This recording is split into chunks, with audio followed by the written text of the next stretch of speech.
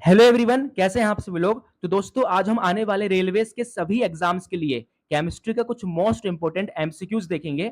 और आज हम ये जितने भी क्वेश्चंस डिस्कस करेंगे ये सभी के सभी आपके रेलवेज एग्जाम में आ चुके हैं, इसलिए वीडियो को एंड तक देखना। तो चलो दोस्तों शुरू करते हैं अपना टॉपिक। पहला क्वेश्चन है, what is the atomic number of calcium.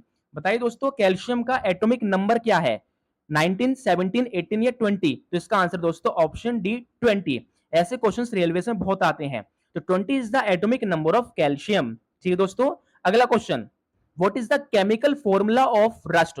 बताइए दोस्तों, जंग है जंग यानी रस्ट, इसका केमिकल फॉर्मूला क्या है बताइए दोस्तों। तो इसका आंसर है ऑप्शन ए Fe2O3.XS2O। ये इसका केमिकल फॉर्मूला है। अगर पूछे कि रस्ट का केमिकल नेम क्या होता है, तो मेरे भाई रस्ट का केमिकल नेम होता है हाइड्रेटेड फेरिक ऑक्साइड। ठीक है ना, और केमिकल फॉर्मूला Fe2O3.XS2O। नाउ दोस्तों अगला question, the Brownian motion was discovered by. दोस्तों बताइए ब्राउनियन मोशन को फर्स्ट टाइम किसने डिस्कवर किया था। अभी ब्राउनियन मोशन क्या होता है, जब कोई एक मॉलिक्यूल दूसरे मॉलिक्यूल से टकराता है तो आफ्टर कोलिजन, टकराने के बाद जो पहला मॉलिक्यूल होता है दोस्तों वो रैंडमली मोशन करता है, जिगजैग मोशन करता है, इधर से उधर भागता है। ठीक है ना, तो आफ्टर कोलिजन हमारी मॉलिक्यूल्स का जो रैंडमली मोशन है, जिगजैग मोशन जो होता है, ऐसे ही मोशन को ब्राउनियन मोशन कहा जाता है, जिसको फर्स्ट टाइम रॉबर्ट ब्राउन ने ऑब्जर्व किया था। ठीक है दोस्तों, इस बात को याद रखेंगे। Now question number fourth, who disproved the statement organic compound could only be formed with in a living system. Question में कहने का मतलब ये है दोस्तों, पहले ये कहा जाता था कि जितनी भी ऑर्गेनिक कंपाउंड है इन सभी को हम आर्टिफिशियली नहीं बना सकते लैब में, ये सभी के सभी लिविंग से ही ऑब्टेन किए जाते हैं। ठीक है ना, बट उस वक्त एक साइंटिस्ट थे जिन्होंने इस बात को झूठा प्रूव किया। तो वो कौन थे, तो वो थे दोस्तों ऑप्शन ए वूलर। इनका पूरा नाम है फ्रेडरिच वूलर। उस वक्त एक साइंटिस्ट थे जिन्होंने ये गलत प्रूव कर दिया कि ऑर्गेनिक कंपाउंड को हम लैब में भी बना सकते हैं आर्टिफिशियली। ठीक है ना, तो इस तरह से वूलर ने दुनिया का पहला ऑर्गेनिक कंपाउंड लैब में बनाया था। और वो कौन सा था, ये भी क्वेश्चन आता है। तो उसका आंसर दोस्तों यूरिया। ठीक है ना, तो इस बात को याद रखेंगे, ये इंपॉर्टेंट क्वेश्चन है। और दुनिया का पहला ऑर्गेनिक कंपाउंड जिसे लैब में बनाया गया था आर्टिफिशियली, तो वो यूरिया था। किसने बनाया था, वूलर ने। और ये स्टेटमेंट किसने डिस्प्रूव किया कि लिविंग से ही सिर्फ ऑब्टेन होते हैं ऑर्गेनिक कंपाउंड, ये किसने डिस्प्रूव किया, ये वूलर ने ही किया। नाउ नेक्स्ट क्वेश्चन दोस्तों, which one of the following amino acid is sulphur containing. Amino acid जो दोस्तों प्रोटीन्स बनाते हैं बॉडी के अंदर। ठीक है ना, अमीनो एसिड को प्रोटीन्स का स्ट्रक्चरल यूनिट कहा जाता है। ठीक है ना, जिस तरह से हमारी बॉडी के सेल को स्ट्रक्चरल यूनिट कहा जाता है, उसी तरह से अमीनो एसिड को प्रोटीन का स्ट्रक्चरल यूनिट कहा जाता है। तो बॉडी में ऐसा कौन सा अमीनो एसिड है दोस्तों जिसमें सल्फर होता है, बताइए। ये इंपॉर्टेंट क्वेश्चन है। तो इसका आंसर है ऑप्शन बी सिस्टीन। इस बात को याद रखेंगे, सिस्टीन एक सल्फर कंटेनिंग अमीनो एसिड है। नाउ अगला question, which one of the following metal displaces iron from iron chloride. बताइए दोस्तों इनमें से कौन सा मेटल है जो FeCl2 में से Fe यानी आयरन को हटा दे और उसकी जगह ले ले। बताइए दोस्तों कौन सा मेटल है इनमें से।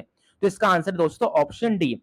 दोस्तों जिंक क्या करेगा, जब हम जिंक को जिंक को जब हम FeCl2 के साथ रिएक्ट करेंगे, तो इस केस में जो जिंक होगा दोस्तों वो FeCl2 में से Fe यानी आयरन को हटा देगा और उसकी जगह ले लेगा और बना लेगा ZnCl2। ऐसे रिएक्शन को डिस्प्लेसमेंट रिएक्शन कहा जाता है, जिसमें एक रिएक्टिव मेटल दूसरे मेटल को डिस्प्लेस कर देता है।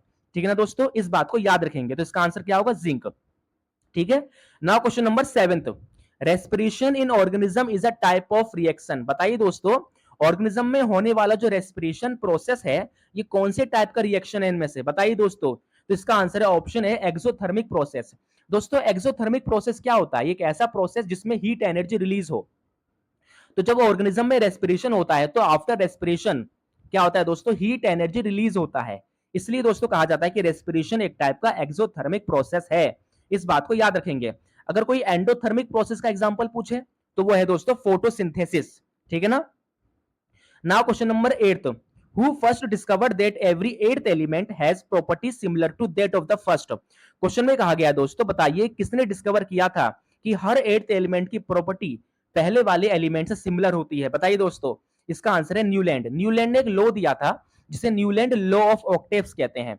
इसमें इन्होंने अपना खुद का पीरियोडिक टेबल बनाया जिसमें इन्होंने एलिमेंट्स को उनके एटॉमिक मास के इंक्रीजिंग ऑर्डर में अरेंज किया और ये बताया दोस्तों कि हर एट्थ एलिमेंट की जो प्रॉपर्टी है वो पहले वाले एलिमेंट से सिमिलर होती है। तो ये बात किसने कहा था? न्यूलैंड ने कहा था, ठीक है ना, जिन्होंने अपना एक लॉ दिया जिसे न्यूलैंड्स लॉ कहते हैं, जिसको हम न्यूलैंड लॉ ऑफ ऑक्टेव्स कहते हैं।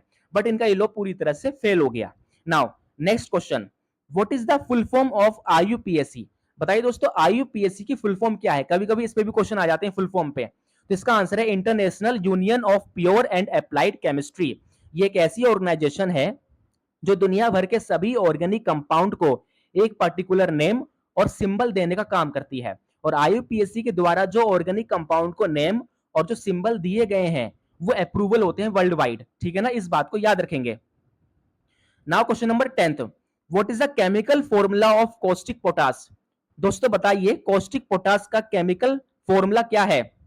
बताइए, ammonium hydroxide, potassium hydroxide, calcium hydroxide या सोडियम हाइड्रोक्साइड? तो इसका आंसर होगा दोस्तों ऑप्शन बी, पोटेशियम हाइड्रोक्साइड। इस बात को याद रखेंगे, ठीक है ना। अगर पूछे कि सोडियम हाइड्रोक्साइड का कॉमन नेम क्या है तो इसका आंसर हो जाएगा कॉस्टिक सोडा, ठीक है ना, इस बात को याद रखेंगे। Now question number 11th, what is the chemical name of limestone? दोस्तों ये इंपॉर्टेंट क्वेश्चन है, बताइए लाइमस्टोन का केमिकल नेम क्या है? Calcium carbonate, calcium hydroxide, calcium oxide या कैल्शियम फोस्फेट? तो इसका आंसर होगा दोस्तों ऑप्शन है calcium carbonate, CaCO3 is the chemical name of limestone. And now question number 12th, the volume of gas is inversely proportional to? दोस्तों बताइए जब volume of gas, दोस्तों बताइए किसके इनवर्सली प्रोपोर्शनल होता है? प्रेशर के, डेंसिटी के, टाइम के या मास के? तो इसका आंसर ऑप्शन है प्रेशर के। इसे दोस्तों बॉयल्स लॉ कहते हैं। क्या कहते हैं इसको? Boyle's law, BOYLE, Boyle's law, ठीक है ना। यानी कि जब गैस का वॉल्यूम इनवर्स हो प्रेशर के तो इस रिलेशन को दोस्तों कहा जाता है बॉयल्स लॉ, ठीक है ना, इस बात को याद रखेंगे। तो ये है दोस्तों हमारे केमिस्ट्री के कुछ मोस्ट इंपोर्टेंट सिलेक्टिव एमसीक्यूज। ये पार्ट 1 है, पार्ट 2 डिस्कस करेंगे नेक्स्ट क्लास में। अगर आपको ये वीडियो अच्छा लगा तो चैनल को सब्सक्राइब और वीडियो को लाइक जरूर करें। Thank you.